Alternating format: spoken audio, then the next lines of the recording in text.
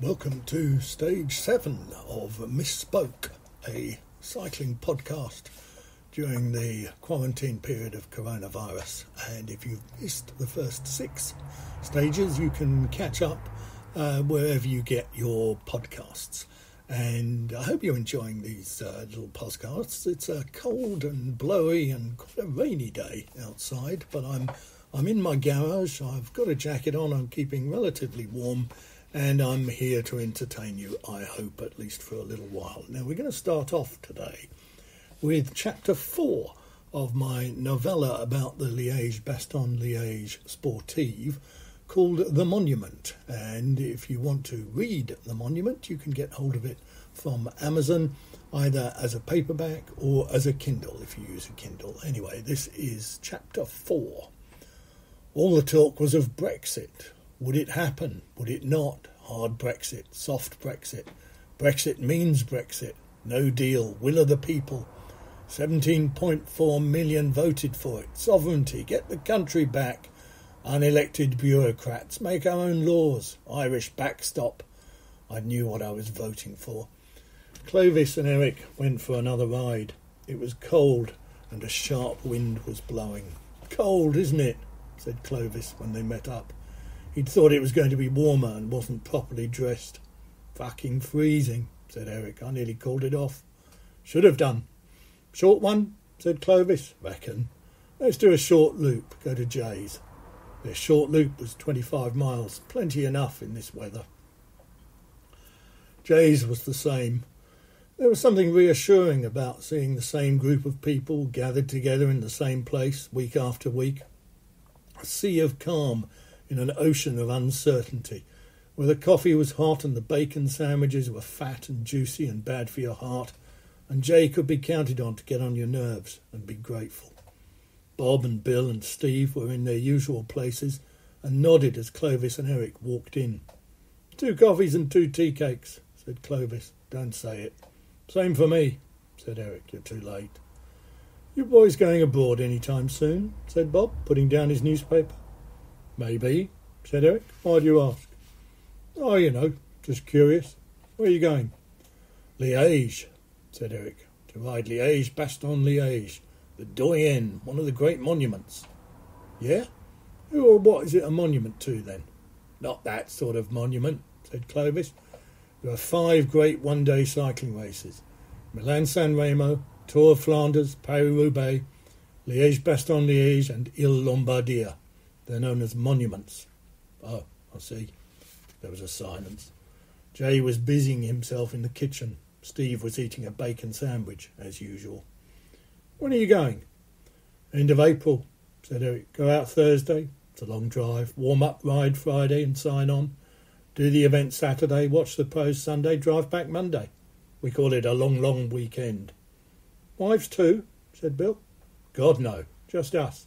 Anyway, I'm not married. Clovis is, though. Poor fellow. Ferry or tunnel, said Bill. Tunnel, said Eric.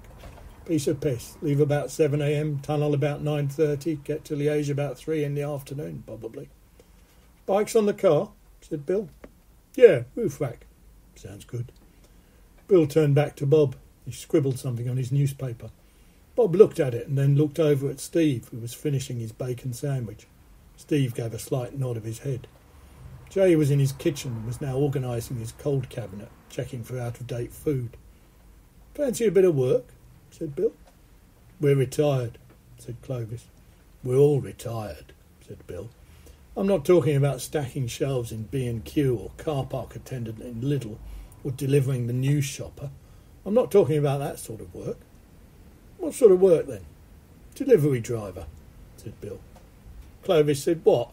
I buy my own van, get paid £1 a time to deliver a fucking Amazon parcel, chuck it over the fence, no one's home, gig economy, no holidays or sick pay, that sort of delivery driver. No thanks. Not that sort, said Bill. Shut up, Clovis, said Eric. Listen to the man. Yeah, said Bill, a little sharply. Listen. Go on, said Eric. Like I said, said Bill. Delivery driver. Here, Liège. Delivering out or delivering back? Said Eric. He's smart, your mate, said Bill. Delivering back. What? said Eric. Delivering what? Or don't we get to know? Bob looked up. You remember that Sky business? He said. Man delivers a parcel to the Sky team in France. Contained something for Bradley Wiggins. Said he didn't know what was in the parcel. Simon Cope. That was his name. I didn't know you knew about cycling, said Eric. There's a lot you don't know about me, said Bob. So what I'm saying is, he didn't know. You don't know. Don't need to know. Nobody knows. Safer. So it's dodgy, said Eric. And I presume you know. Dodgy? It's maybe a little bit dodgy. It's maybe a lot dodgy, said Clovis. I don't like it. You get paid, said Bob. How much? Said Eric. Shut up, said Clovis. You shut up, said Eric. Hear the man. How much? 5 big ones, said Bob. 5 big ones? Sorry, I don't know the jargon. Is that 500 or 5,000? Said Eric. 1,000, said Bob. Each? Said Clovis. Bob looked at Steve. Steve was impassive. His bacon sandwich finished, he sat there idly stirring his tea and playing with a toothpick. He snapped it in two. Yeah, said Bob. Each. Can we talk about it? Said Clovis. Sure, said Bob, but don't leave the cafe.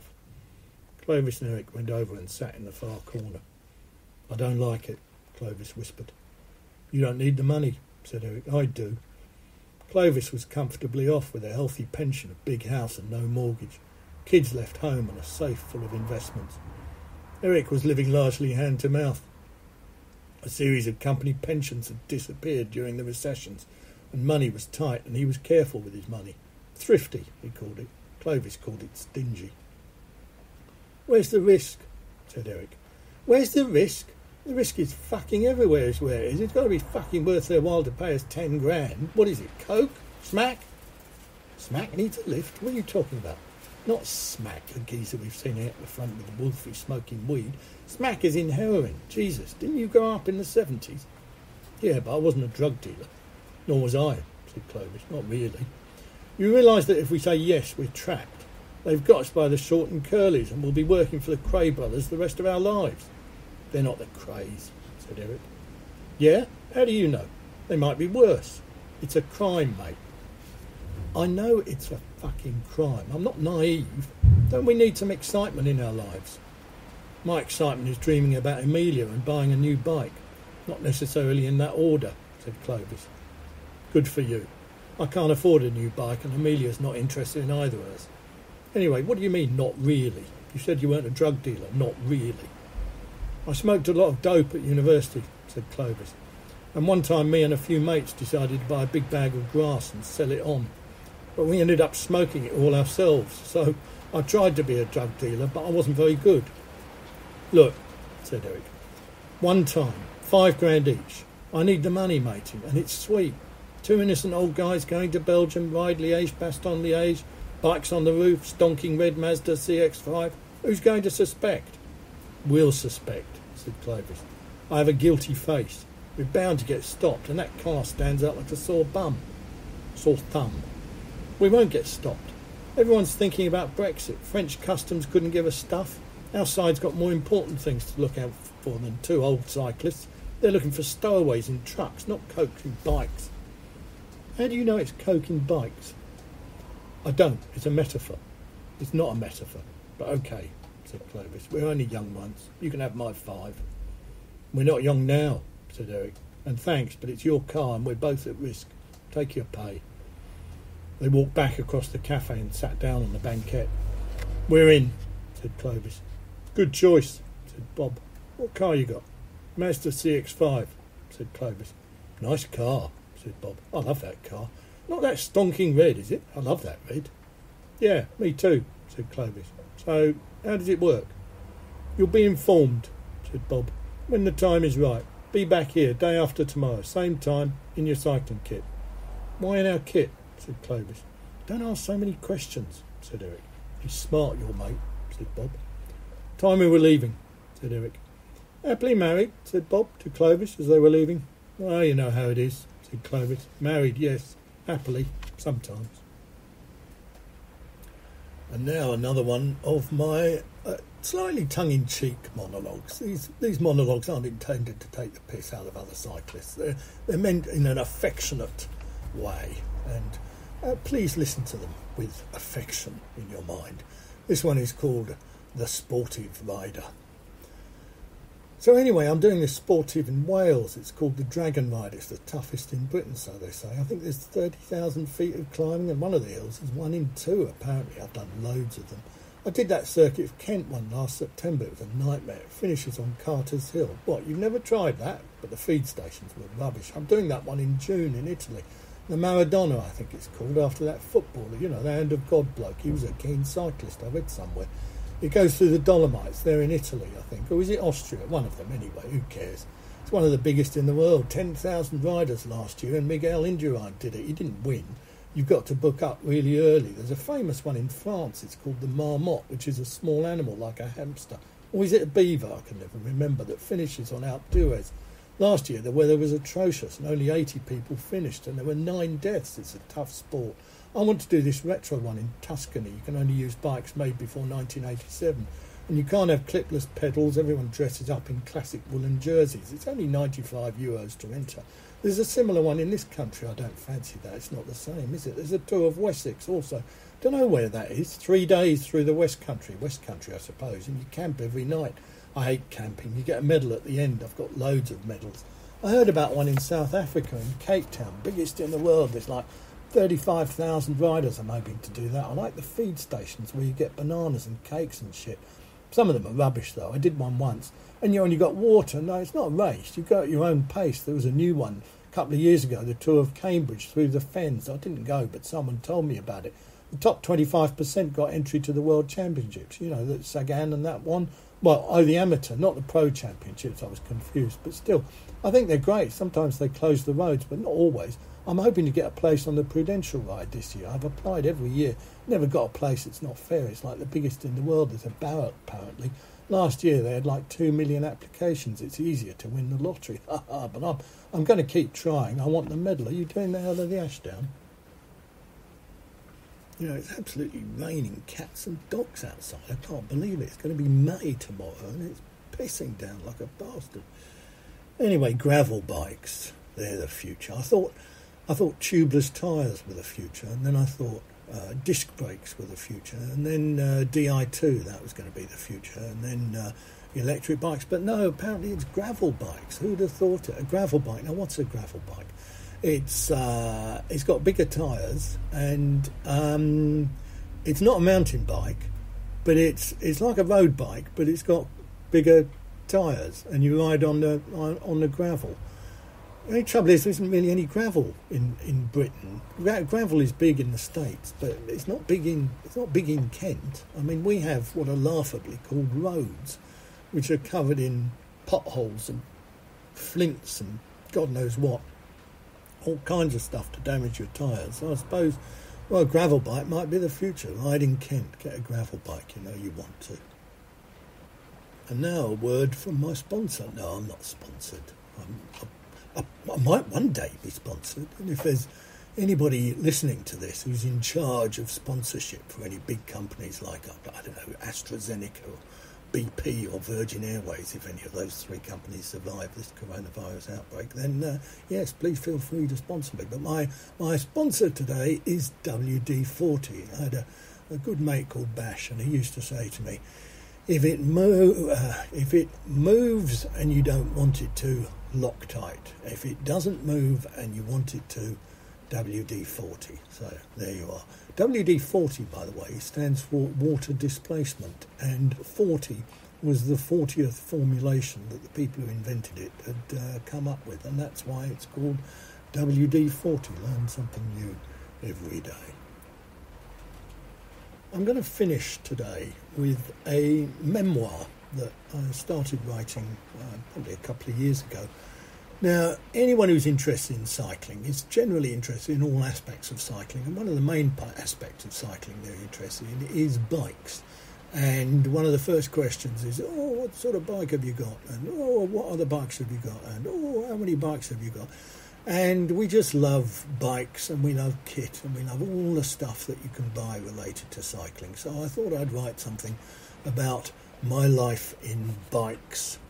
And this starts off with an Allin from 1979. I hope you enjoy it. I got back into cycling in 2010 after many years, and for a range of different reasons. I'd cycled as a teenager, nothing special, usual stuff. And after university, I'd done a few cycle tours to Brittany and also to the Dordogne region, which had included an ascent of the Puy de Dôme, although I was unaware at that time of its iconography in the history of cycling. In my 20s, I ordered a bespoke bike from Allin Cycles in Croydon. They're gone now. And I can remember going through catalogues and choosing the components and then waiting months and months for it to take shape and then be ready. It was pale blue, steel of course, and I rode it to work for a few years, south Norwood up to Fleet Street and then south Norwood to Stratford through the Greenwich Tunnel and then up through the Isle of Dogs when it was still the Isle of Dogs, bleak and miserable and riven with poverty before the bankers in Canary Wharf and all the other transformations took place. It was a lovely bike, but then I got promoted at work and started to commute on the train, and Pete, a friend and work colleague, liked the bike and I sold it to him, only he was short of money and never paid me, and still hasn't. In my early 30s, I got married and had children. Those were the company car years, not the cycling years, except for watching the tour on Channel 4. I don't think Eurosport existed then, and if it did, I didn't have it. My life in company cars is a different and less exciting memoir, but may one day be written.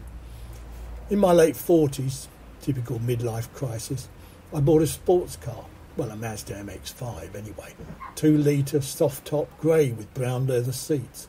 Only when it arrived, the soft top was brown too.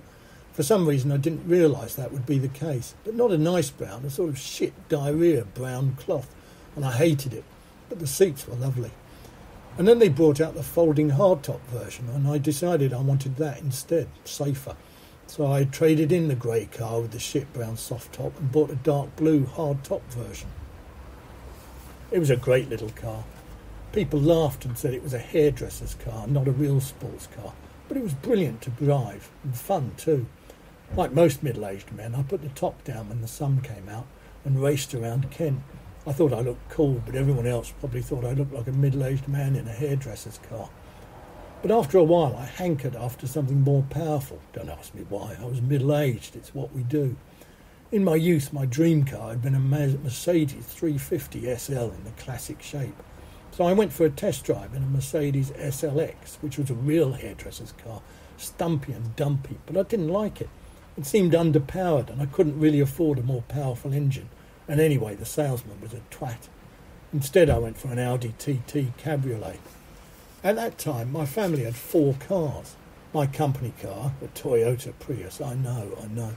The Audi TT, plus my wife had a car, a Fiat Panda, and my daughter had just turned 18 and she had a car, also a Fiat Panda. And I seemed to spend half my life shuffling cars on the forecourt so someone could get in or out. And my wife didn't like the Audi and wouldn't go in it and said I had to keep it in the garage so the neighbours wouldn't know we had 4 cars. To be honest, I didn't like it either. The normal Audi TT is a beautiful car, but the Cabriolet isn't for some reason. It's like a dumpling or a turd, and it felt heavy and lumbering, a real old man's car, which I didn't think I was. And I started to worry about the environment and carbon emissions and felt guilty about having 4 cars. So I sold it, which left me with a double-length empty garage and nothing to feed my midlife crisis. So I started to think back to my cycling days and that I should start cycling again.